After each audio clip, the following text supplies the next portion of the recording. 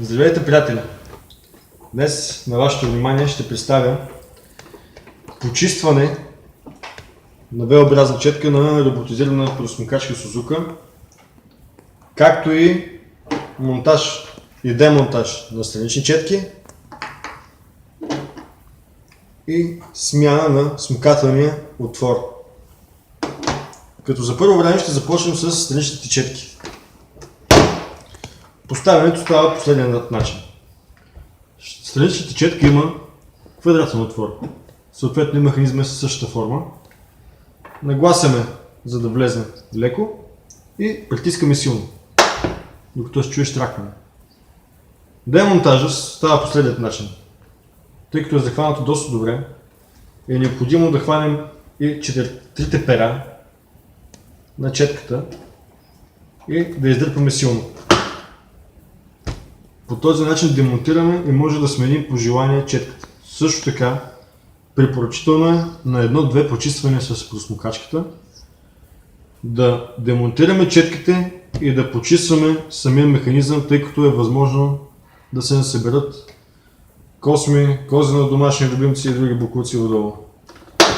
Така. Също така поставяме втората четка.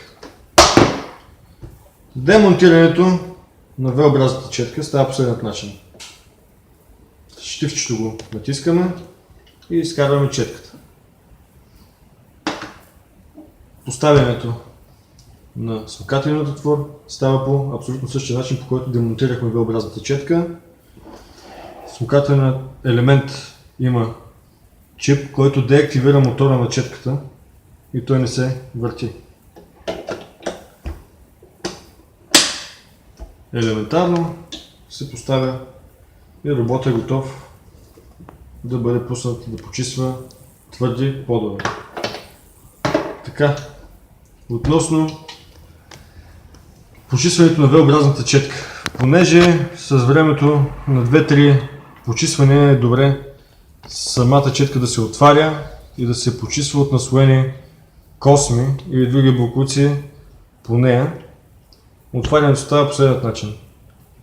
Тези два щифта хващаме единият от тях и с лека сила отваряме. Вътре има един щифт, който го махаме и отстраняваме четката.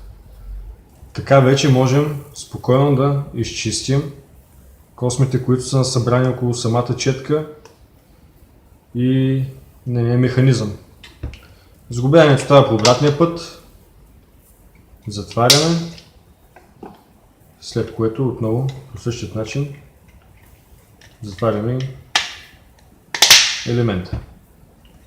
Поставяме обратно